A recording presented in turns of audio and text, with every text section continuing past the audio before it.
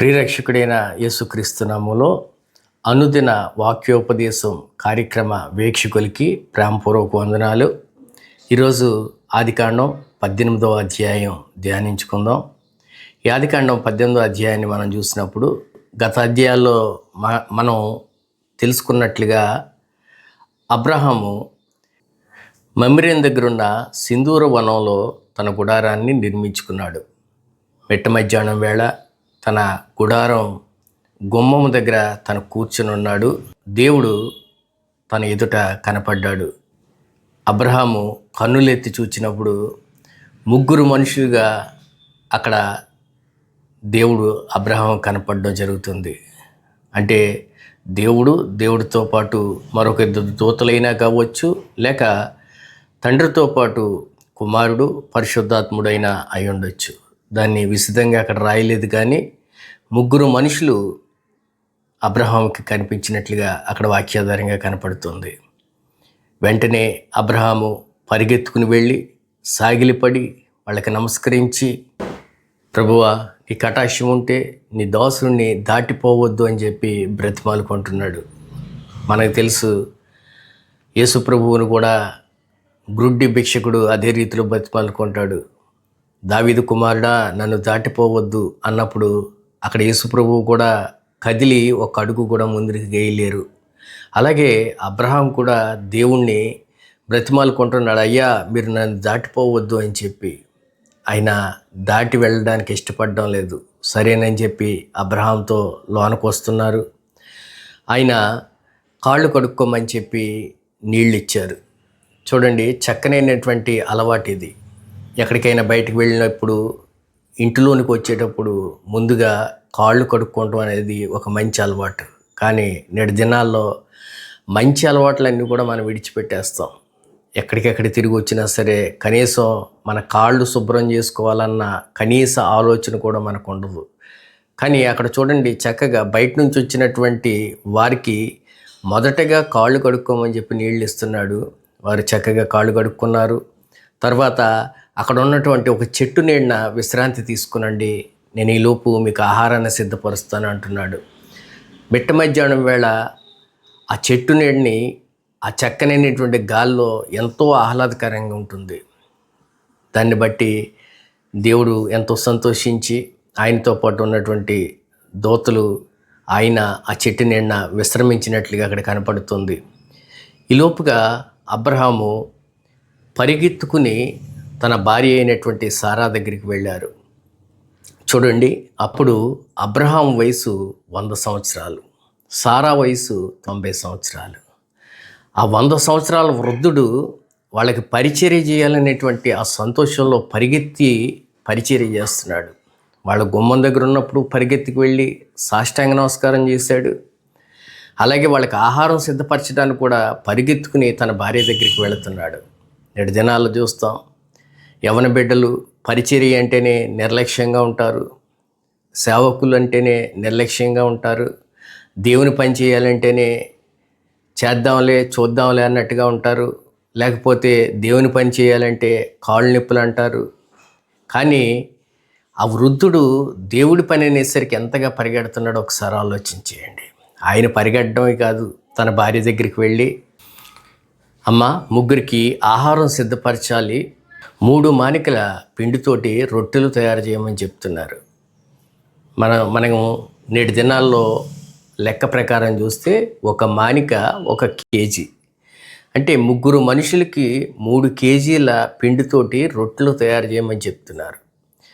అప్పుడు ఆమె వయసు 90 సంవత్సరాలు. మిట్ట మధ్యాహ్నం వేళ సహజంగా స్త్రీలు విశ్రాంతి తీసుకునే సమయం. ఆ సమయంలో వచ్చినటువంటి వారికి 3 కేజీల రొట్టెలు తయారు చేయాలంటే ఎంత సమయం పడుతుందో ఒక్కరికి ఒకసారి మీరు ఆలోచించేయండి. అయినా మారు పలకలేదు. తన భర్త ఏదైతే చెప్పాడో ఆ మాటకి విధేయత చూపిస్తూ వెంటనే తన 3 కేజీల పిండితోటి రొట్టెలు తయారు చేస్తుంది. ఈ లోపుగానే పరిగెత్తుకుని తన మందలోకి వెళ్ళి మంచి గొర్రెను ఒకదాన్ని తీసుకుని దాన్ని తన పనివానికి అప్పగించి, దీన్ని మాంసం సిద్ధపరచమని చెప్పి దాన్ని కూడా సిద్ధపరిచాడు.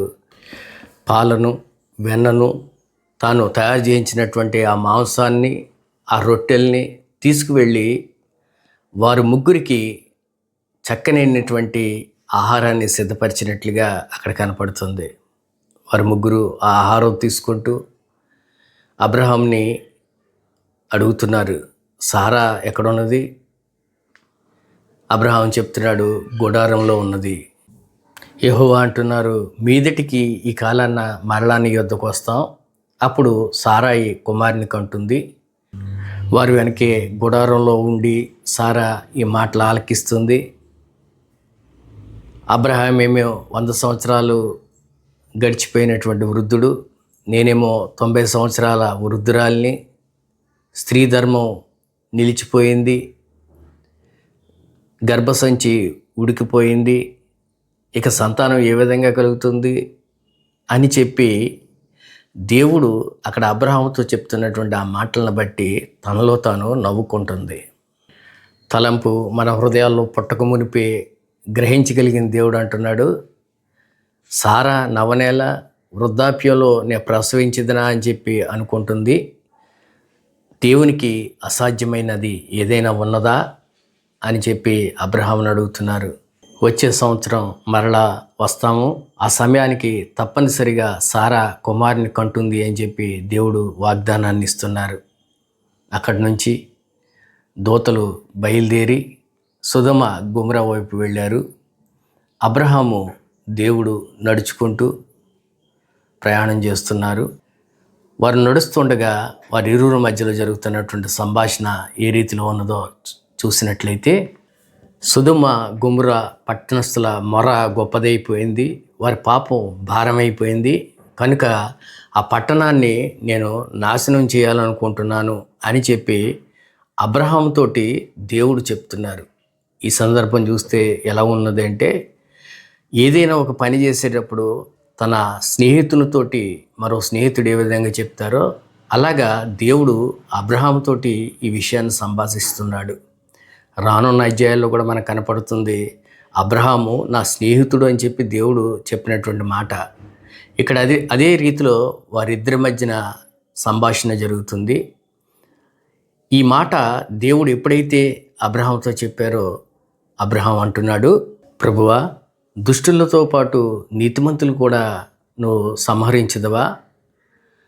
అటువంటి ఆలోచన నీకు దూరం అవునుగాక.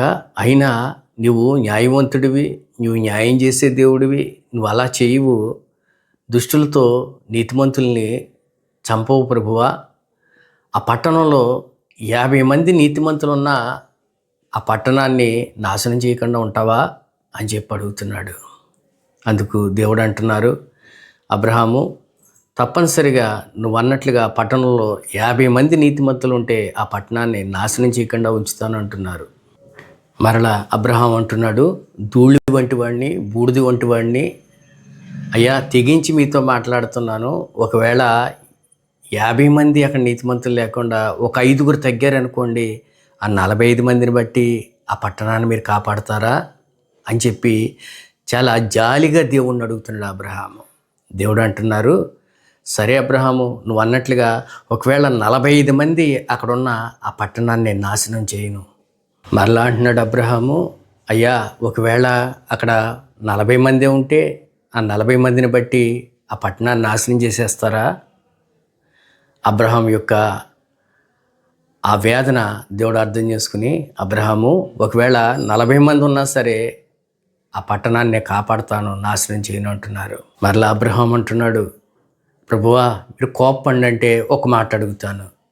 ఒకవేళ ఆ పట్టణంలో 30 మందే నీతిమంతులు ఉంటే ఆ పట్టణాన్ని నాశనం చేసేస్తారా అని చెప్పి మరలా అడుగుతున్నాడు. అబ్రహాము, ఒకవేళ 30 మంది ఉంటే ఆ 30 మందిని బట్టి ఆ పట్టణాన్ని నాశనం చేయకుండా ఉంటాను, సరేనా అని చెప్పి దేవుడు అంటున్నారు. మరలా అబ్రహాం అంటున్నాడు, అయ్యా, మీతో మాట్లాడడానికి నేను సరిపోను కానీ తెగించి మాట్లాడుతున్నాను, దయతో ఏమనుకోవద్దు. ఒకవేళ ఆ పట్టణంలో 20 మంది నీతిమంతులు ఉన్నారా, ఆయన 20 మంది నీతిమంతులను బట్టి ఆ పట్టణాన్ని తప్పిస్తారా ప్రభువా అని చెప్పి దేవుణ్ణి బ్రతిమాలుతున్నాడు. అందుకు దేవుడు అంటున్నారు, అబ్రహాము, ఒకవేళ 20 మంది అక్కడ నీతిమంతులు ఉన్నా ఆ పట్టణాన్ని నాశనం చేయనయ్యా. మరలా అబ్రహాం అంటున్నాడు, అయ్యా, ఒకవేళ 10 మంది నీతిమంతులు ఉంటారేమోనయ్యా అక్కడ అని దేవుడితో అంటే దేవుడు అంటున్నారు, అబ్రహాము ఒకవేళ 10 మంది నీతిమంతులు ఉన్నా ఆ పట్టణాన్ని నేను నాశనం చేయను అని దేవుడు వాగ్దానాన్ని ఇస్తున్నారు అబ్రహాంకి.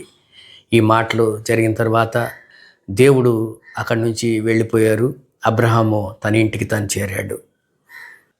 ఈ 18వ అధ్యాయాన్ని మనం ధ్యానించినప్పుడు దేవుడు అబ్రహాముని ప్రేమిస్తున్న రీతి, అలాగే అబ్రహాము దేవుణ్ణి ఎంతగా ప్రేమిస్తున్నాడనే సంగతి మనకు బయలుపరచబడుతున్నాయి. అంతేకాదు ఆ వృద్ధాప్యంలో అబ్రహాము దేవునికి పరిచర్య చేసే విషయంలో ఎంతగా ప్రయాసపడుతున్నాడో కూడా మనం చూస్తున్నాం.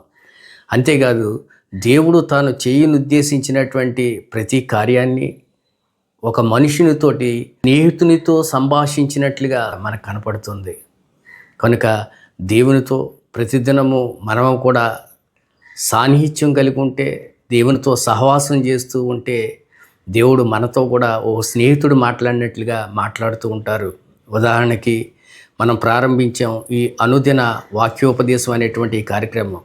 ప్రతిదినము ఒక్కొక్క అధ్యాయాన్ని మనం ధ్యానిస్తూ ఉంటే ఆ అధ్యాయంలో మనం కూడా వారితో ఉన్న అనుభవం మనకు కలుగుతూ ఉంటుంది.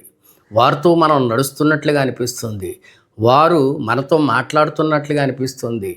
ఎందుకంటే వాక్యము దేవుడు కనుక ఆ వాక్యం మనతో తేటగా మాట్లాడుతూ ఉంటుంది. మనలో ఉన్నటువంటి చెడుని మనకు చూపిస్తూ ఉంటుంది. మనం ఏ విధంగా నడిస్తే ఆయనకి ఇష్టమో మనకు తెలియజేస్తూ ఉంటుంది.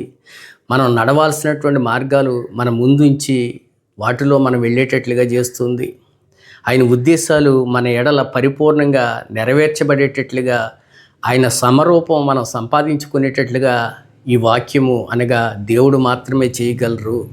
కనుక ఈ 18వ అధ్యాయాన్ని వీక్షించినటువంటి వారు లేక విన్నటువంటి వారు, వారి కుటుంబాలు బహుగా దీవించబడునుగాక. ఈ కొద్దిపాటి మాటలు దేవుడు దీవించునుగాక. చిన్న ప్రార్థన చేసుకుందాం. పరిశుద్ధుడా, కృప కలిగిన దేవా, దయ కలిగిన తండ్రి, మరొక శ్రేష్టమైన దినాన్ని మా ముందుంచి మీ పరిశుద్ధ లేఖనాన్ని ధ్యానించుకుంటారని మీరు చూపిన కృపకై మీకు స్తుతులు చెల్లించుకుంటున్నాం.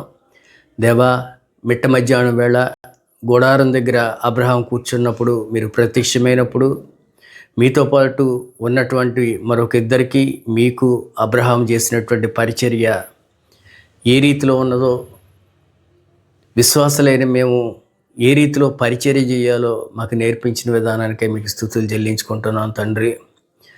అయ్యా, అలాగే దేవుడు అబ్రహాంతో స్నేహితుతో మాట్లాడిన రీతిగా మాట్లాడుతున్న సందర్భాన్ని కూడా మీరు మా ముందు ఉంచారు. మీతో సహవాసం చేసినప్పుడు మీరు మాతో ఆ రీతిలో సంభాషించే దేవుడై ఉన్నారని చెప్పి మాకు బయలుపరచబడుతుంది. ఈ సత్యాన్ని మేము గుర్తెరిగి లోకంతో స్నేహం చేయడం, మీతో వైర్యం అనేటువంటి సంగతి మేము గ్రహించుకుని మీతో స్నేహం చేయడానికి మాకు అవకాశం అనుగ్రహించమని, మీరే మాకు తోడై ఉండి మా బ్రతుకులు మీ నామమునకు మహిమకరంగా ఉంచమని పరిశుద్ధుడైన యేసుక్రీస్తు నామములో బ్రతిమాలి వేడుకుంటున్నాం తండ్రి. ఆమేన్.